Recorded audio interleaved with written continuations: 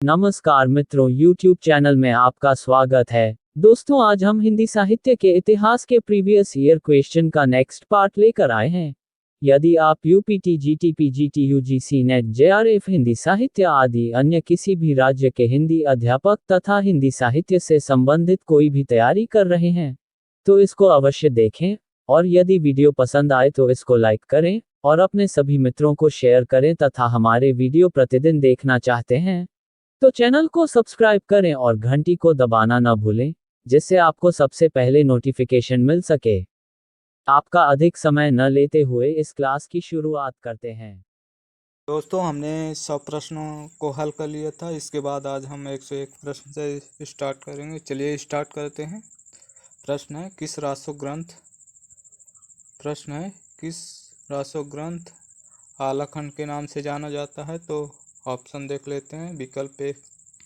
विकल्प ए चंद्रदाई का पृथ्वीराज रासो, ये नहीं है दोस्तों। नरपत नाल का बीसल देव रासो, ये भी नहीं है। जगनिक का परमाल रासो, ऑप्शन यानी कि विकल्प सी सही है। जगनिक का परमाल रासो ग्रंथ आलाखंड के नाम से जाना जाता है। जगनिक का परमाल रासो आलाखंड के नाम से जाना जाता है, अतः विकल्प सी जगनिक का परमाल रासो सही है। चलिए इसकी व्याख्या भी देख लेते हैं। व्याख्या इस प्रकार है। जगनिक के परमाल रासो ग्रंथ को आलाखंड के नाम से जाना जाता है। इसमें महोबा उत्तर प्रदेश के वीर आल्हा और उदल की वीरता की गाथा, उत्तर प्रदेश के अवध और मध्य प्रदेश के बुंदेलखंड की सर्वाधिक लोकप्रिय गाथा है।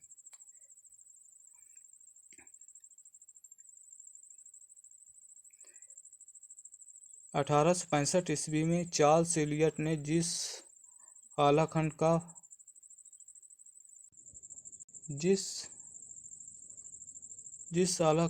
का प्रकाशन कराया था वो मौखिक परंपरा पर ही आधारित है। इसी प्रति के आधार पर डॉक्टर श्याम सुंदर दास ने परमाल रासो का पाठ निर्धारण किया और उसे नागरिक प्रचारी सभा से प्रकाशित किया। नागरिक प्रचारी सभा की स्थापना 1893 ईस्वी में हुई थी। चलिए अगला प्रश्न है उत्तर प्रदेश में आलाखंड के नाम से कौन सा काव्य प्रचलित है। उत्तर प्रदेश में आलाखंड के नाम से कौन सा काव्य प्रचलित है। तो ये इसका भी उत्तर होगा परमाल रासो, जो कि परमाल रासो जगनिक की रचना है। आलाखंड के नाम से प्रचलित है। और हमीरधर सारंगधर की रचना है। पृथ्वीराज रासो चंद्रदाई की रचना है। कुमार रासो दलपत विजय की रचना है। चलिए तो इस प्रश्न का उत्तर होगा विकल्प बी परमाल रासो सही है। चलिए अगला प्रश्न है आल्हा उदल के चरित्र को वीर गीतात्मक काव्य के रूप में रचने वाले कवि हैं। एक बार फिर से देख लेते हैं। आल्हा उदल के चरित्र को वीर गीतात्मक काव्य के रूप में रचने वाले कवि हैं दोस्तों परमाल रासो की रचनाकार जगनिक है। आल्हा और उदल के चरित्र को वीर गाथात्मक काव्य के रूप में रचने वाले कवि परमाल रासो के रचनाकार जगनिक है। परमाल रासो को आलाखंड के नाम से भी जाना जाता है। अगला प्रश्न है आलाखंड नामक काव्य का दूसरा नाम है। दूसरा नाम दोस्तों आलाखंड परमाल रासो की आलाखंड जगनिक की रचना परमाल रासो का दूसरा नाम आलाखंड है। तो इस प्रश्न का उत्तर विकल्प डी परमाल रासो सही होगा। अगला प्रश्न आलाखंड का दूसरा नाम दूसरा नाम परमाल रासो, विकल्प ए सही है। परमाल रासो के रचनाकार जगनिक हैं। कुमार रासो के रचनाकार दलपत विजय हैं। बीसल देव के रचनाकार चंद्रदाई और हमीर रासो के रचनाकार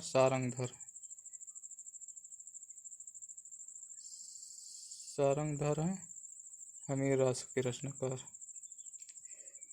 अगला प्रश्न परमाल रासो काव्य कृति के कवि का नाम है। परमाल रासो काव्य कृति के काव्य का नाम है कृति के कवि का नाम है जगनिक है दोस्तों, विकल्प बी सही है।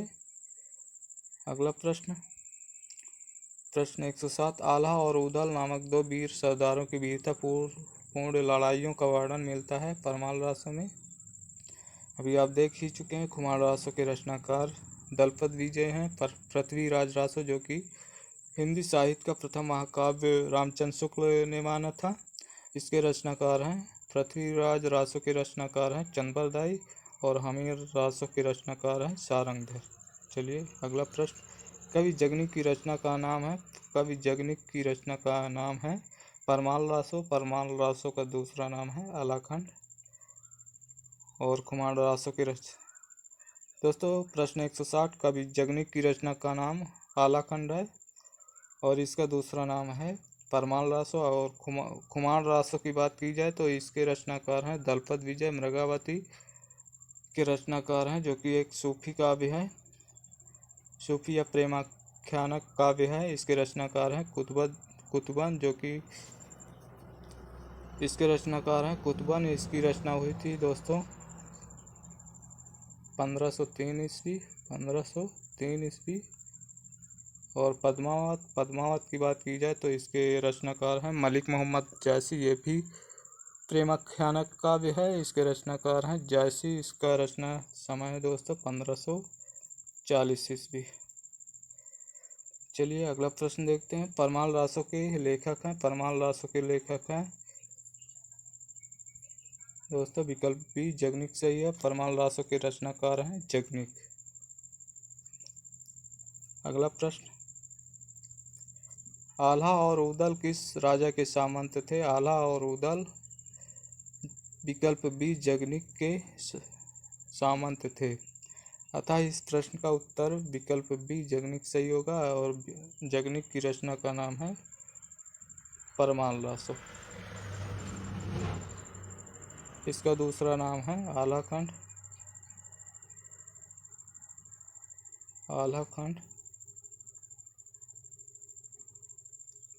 चलिए इसकी व्याख्या भी देख लेते हैं। आल्हा और उदल राजा परमाल के दरबार के सामंत थे, जिनकी वीरता का वर्णन जगनिक ने परमाल रासों में किया। पंक्तियाँ देख लेते हैं, 12 बरिस ले कुकर जिए और 13 ले जिए सियार। एक बार फिर से देख लेते हैं, 12 बरिस ले कुकर जिए और 13 ले जिए सियार, बरिस 18 छत्री जिए आगे जीवन को धिक्कार। दोस्तों किस विधा की रचना है? ये आल्हा विधा की रचना है। इसके रचनाकार है जगनिक और ये परमाल रासो से ली गई है। इसकी व्याख्या भी देख लेते हैं। व्याख्या इस प्रकार है, जगनिक द्वारा रचित परमाल रासो से ली गई है। इसमें आल्हा और उदल नामक दो वीर सरदारों की वीरता पूर्ण लड़ाइयों का वर्णन है। इसमें वीर भावना का जितना प्रौढ़ रूप मिलता है उतना अन्यंत्र दुर्लभ है। युद्धों के अत्यंत प्रभावशाली वर्णनों की इस काव्य में भरमार है। इसकी रचना लोक गाथा के रूप में न होकर शुद्ध काव्य के रूप में हुई है। ये आल्हा विधा है। चलिए अगला, वीर गाथा काल के प्रसिद्ध प्रबंध काव्य का नाम है। वीर गाथा काल के प्रसिद्ध प्रबंध काव्य का नाम है दोस्तों पृथ्वीराज रासो, जो कि चंद्रबरदाई की रचना है और ये 69 समय में इसमें पाए जाते हैं। इसमें सर्ग को समय भी कहा जाता है।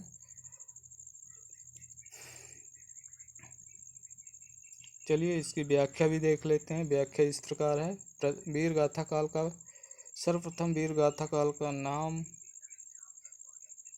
आदिकाल के रूप में हुआ है। इसका नामकरण वीर गाथा काल नाम दिया है रामचंद्र शुक्ल। चलिए देख लेते हैं, वीर गाथा काल का प्रसिद्ध प्रबंध काव्य पृथ्वीराज रासो है, जिसे आचार्य रामचंद्र शुक्ल ने हिंदी का प्रथम महाकाव्य।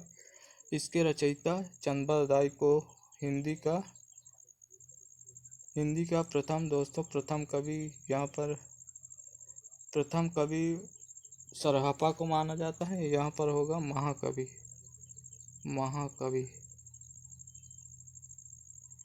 हिंदी का प्रथम महाकवि माना है। पृथ्वीराज रासो के 4 संस्करण प्रसिद्ध हैं। सबसे बड़े संस्करण का प्रकाशन नागरी प्रचारी सभा काशी से हुआ। इसकी हस्तलिखित प्रतियां उदयपुर के संग्रहालय में सुरक्षित हैं।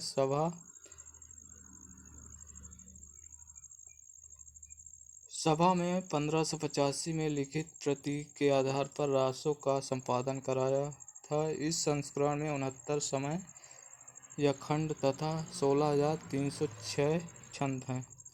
द्वितीय रूप में उपलब्ध पृथ्वीराज रासो 7,000 छंदों का काव्य है माना जाता है। इसका प्रकाशन नहीं हुआ है, किंतु अबोहर और बीकानेर में इसकी प्रतियां सुरक्षित हैं, जो 17वीं शताब्दी ईस्वी में लिखी गई हैं। तीसरा लघु संस्करण है 3500 छंदों का।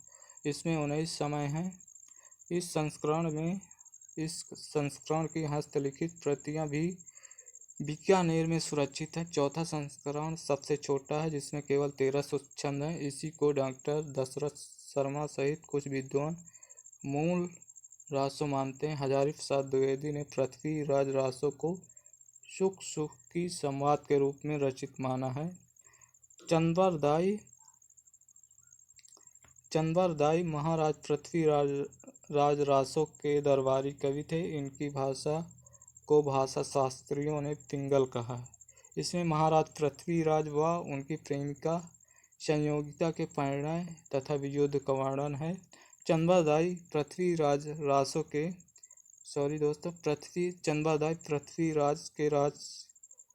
के राजकवि ही नहीं, उनके सखा और सामंत भी थे तथा षड्भाषा, व्याकरण, काव्य, साहित्य, छंदशास्त्र, ज्योतिष, पुराण, नाटक आदि विधाओं में पारंगत थे। अगला प्रश्न, हिंदी का प्रथम महाकाव्य है। सबसे पहले देख लेते हैं। हिंदी के प्रथम महाकवि चंद्रदाई हैं और चंद्रदाई की रचना है पृथ्वीराज रासो। तो इस प्रश्न का उत्तर हो जाएगा, हिंदी का प्रथम महाकाव्य पृथ्वीराज रासो है, जो कि ये चंद्रदाई की रचना है। और कुमार रासो की बात की जाए, इसके रचनाकार हैं दलपत विजय। बीसलदेव रासो की रचनाकार हैं नरपतिनाल और परमाल रासो की रचनाकार है जगनिक है। अगला प्रश्न है, रामचंद्र शुक्ल ने हिंदी का प्रथम महाकवि किसे माना है? हिंदी का प्रथम महाकवि रामचंद्र शुक्ल ने चंद्रदाई को माना है और हिंदी का प्रथम महाकाव्य चंद्रदाई की रचना पृथ्वीराज रासो को माना है। और विद्यापति की प्रमुखता 3 रचनाएं जो कि प्रसिद्ध हैं, कीर्तिलता, कीर्ति पताका, ये हट्ट भाषा में है, और पदावली जो कि ये मैथिली भाषा में है। गोरखनाथ। चलिए अगला प्रश्न, पृथ्वीराज रासो को हिंदी का प्रथम महाकाव्य कहने वाले आलोचक हैं। पृथ्वीराज रासो को हिंदी का प्रथम महाकाव्य कहने वाले आलोचक रामचंद्र शुक्ल हैं। इन्होंने पृथ्वीराज रासो को प्रथम महाकाव्य माना है। अगला प्रश्न, हिंदी का प्रथम महाकाव्य पृथ्वीराज रासो है। पृथ्वीराज रासो की रचनाकार हैं चंद्रदाई। इसमें 69 सर्ग पाए जाते हैं। सर्ग को समय कहा जाता है। इसमें कुमार रासो के रचनाकार हैं दलपत विजय। बीसलदेव रासो के रचनाकार हैं नरपतिनाल। परमाल रासो के रचनाकार है जगनिक। परमाल रासो को आलाखंड कहा जाता है, जो कि आलाखंड का प्रकाशन चार्ल्स एलियट, फर्रुखाबाद के कलेक्टर चार्ल्स एलियट ने करवाया था 1865 ईस्वी में। चलिए इसकी व्याख्या देख लेते हैं। हिंदी साहित्य का प्रथम महाकाव्य पृथ्वीराज रासो माना जाता है, जबकि खड़ी बोली हिंदी का प्रथम महाकाव्य प्रिय प्रवास, जो कि 1914 ईस्वी में प्रकाशित है। इसके रचनाकार हैं अयोध्या सिंह हरिऔध। इसके रचनाकार हैं। पृथ्वीराज रासो आदिकालीन रचना है, जिसके रचयिता चंद्रदाई हैं, जबकि राष्ट्रीय प्रवास 1914 में प्रकाशित रचना है। इसके रचयिता हैं अयोध्या सिंह उपाध्याय हरिऔध हैं। अगला प्रश्न है हिंदी साहित्य का प्रथम महाकाव्य कौन सा है। हिंदी साहित्य का प्रथम महाकाव्य है पृथ्वीराज रासो। ये रचना है चंद्रबरदाई की है। देवसेन की बात, श्रावकाचार्य की बात की जाए तो इसके रचनाकार हैं देवसेन इसके रचनाकार हैं। ये 933 ईस्वी की रचना है।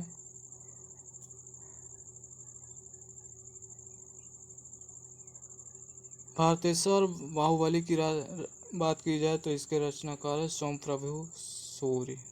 चलिए अगला प्रश्न, पृथ्वीराज रासो महाकाव्य के रचयिता हैं चंद्रबरदाई। पृथ्वीराज रासो महाकाव्य के रचयिता हैं चंद्रबरदाई। अगला प्रश्न, पृथ्वीराज रासो के रचयिता हैं चंद्रबरदाई। इसका भी उत्तर विकल्प ए चंद्रबरदाई सही होगा। पृथ्वीराज रासो के कवि कौन है। पृथ्वीराज रासो के कवि हैं विकल्प बी चंद्रबरदाई सही है। विकल्प बी। बीसल देव के रचनाकार हैं नरपतिनाल। बीसल देव के रचनाकार हैं नरपतिनाल। जायसी की रचना है पद्मावत, जो कि 1540 ईस्वी की रचना है। इनके अलावा कन्हावत, आखिरी कलाम आदि रचनाएं हैं। जयशंकर प्रसाद की रचनाएं कामायनी 1935 ईस्वी की। इसके अलावा झरना, आंसू, लहर इत्यादि रचनाएं हैं। अगला प्रश्न, पृथ्वीराज रासो के रचयिता का नाम है चंद्रबरदाई। विकल्प ए उत्तर सही है चंद्रबरदाई। पृथ्वीराज रासो के रचयिता हैं चंद्रबरदाई। अगला प्रश्न, चंद्रबरदाई किसके दरबारी कवि थे। चंद्रबरदाई पृथ्वीराज चौहान के दरबारी कवि थे। विकल्प डी सही है पृथ्वीराज चौहान। पृथ्वीराज रासो किस कवि की रचना है। पृथ्वीराज रासो चंद्रबरदाई की रचना है। दोस्तों ये बार बार प्रश्न रिपीट हुए हैं, इसका कारण है ये प्रश्न अलग अलग परीक्षाओं में आए हुए हैं, तो इसीलिए बार बार रिपीट हुए हैं। तो जब हम बार बार पढ़ते हैं तो ये हमारे सामने आते हैं, तो ये बार बार पढ़ने से याद हो जाती हैं, तो इसलिए इनको पढ़ना चाहिए। चलिए दोस्तों, आप सभी से रिक्वेस्ट है कि चैनल को सब्सक्राइब कर लीजिए और पसंद आ जाए तो लाइक और अपने दोस्तों में शेयर ज़रूर कर दिया करें। और हाँ, हमारे वीडियो डेली देखना चाहते हैं तो इसको सब्सक्राइब कर लीजिए, जो कि आपको सब्सक्राइब कर लेंगे तो आपको डेली प्रतिदिन सबसे पहले नोटिफिकेशन मिल जाएगा और आपको देखने में इससे परेशानी नहीं होगी। चलिए ज़्यादा समय ना लेते हुए आगे पढ़ते हैं।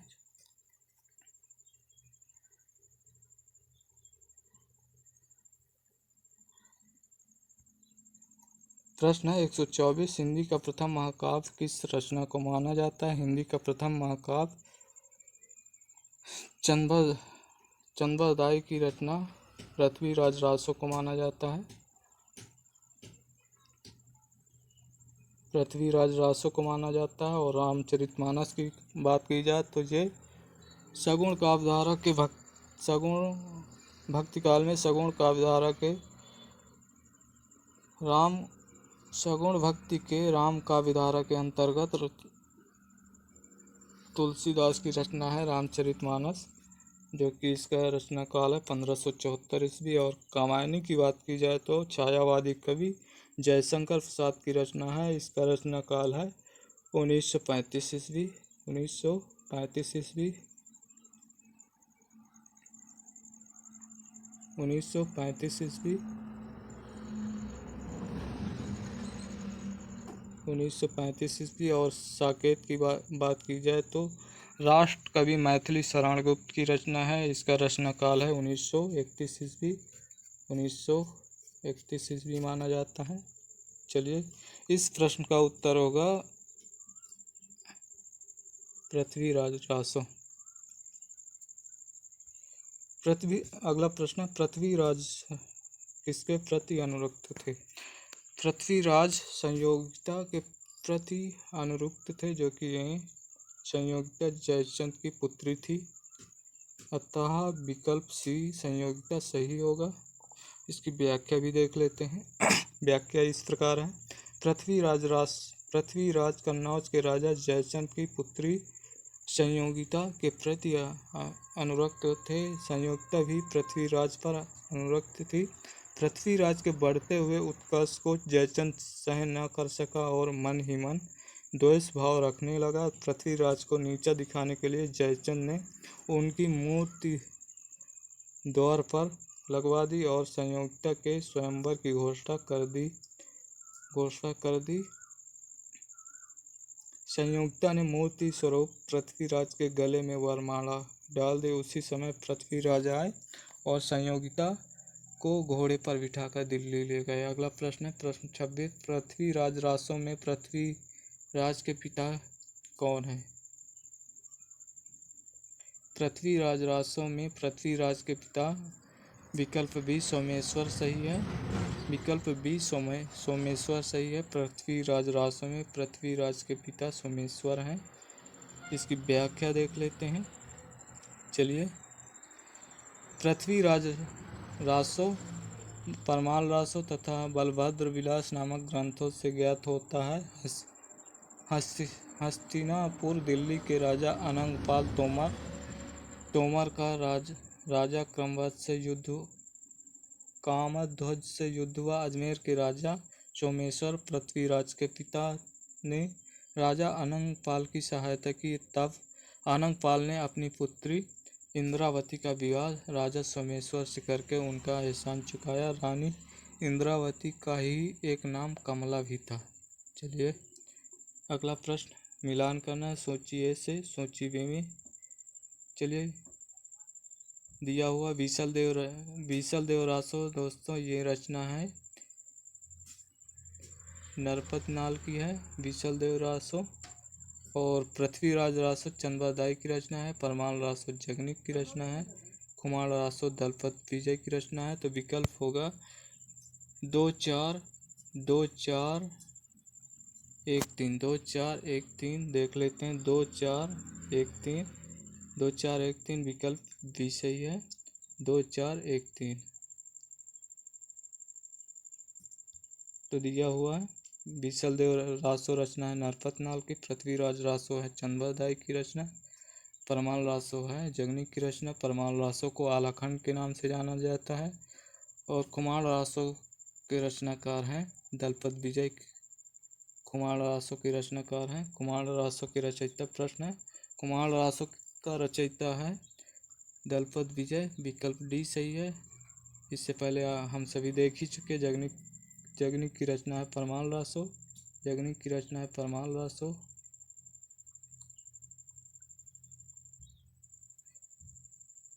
नरपत नाल की रचना है बीसल देव रासो।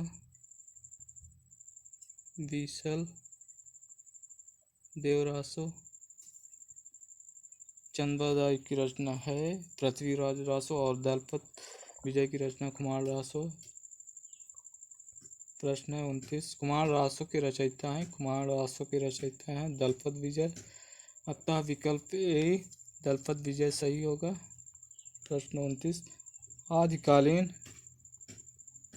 आदिकालीन हिंदी काव्यधारा में उपलब्ध नहीं है। आदिकालीन हिंदी काव्यधारा में उपलब्ध नहीं है। सिख साहित्य उपलब्ध नहीं है। आदिकालीन हिंदी काव्यधारा में सिख साहित्य उपलब्ध नहीं है। और सिख साहित्य उपलब्ध नहीं है। यहाँ पर नाथों की संख्या 9 है। नाथों की संख्या 9 है। सिद्धों की संख्या 84 है। तो इस प्रश्न का उत्तर होगा आदिकालीन हिंदी काव्यधारा में उपलब्ध नहीं है। सिख साहित्य उपलब्ध नहीं है। दोस्तों आज की क्लास में इतना ही। गाइज यदि इन प्रश्नों की सीरीज को प्रतिदिन देखना चाहते हैं तो के एग्जाम फाइट चैनल को सब्सक्राइब करें और घंटी को प्रेस करना न भूलें, जिससे आपको सबसे पहले नोटिफिकेशन मिल सके। और वीडियो अच्छा लगे तो वीडियो को लाइक करें व अपने दोस्तों को शेयर जरूर करें। धन्यवाद, फिर आपकी सेवा में उपस्थित होंगे अगली क्लास में। जय हिंद, जय भारत।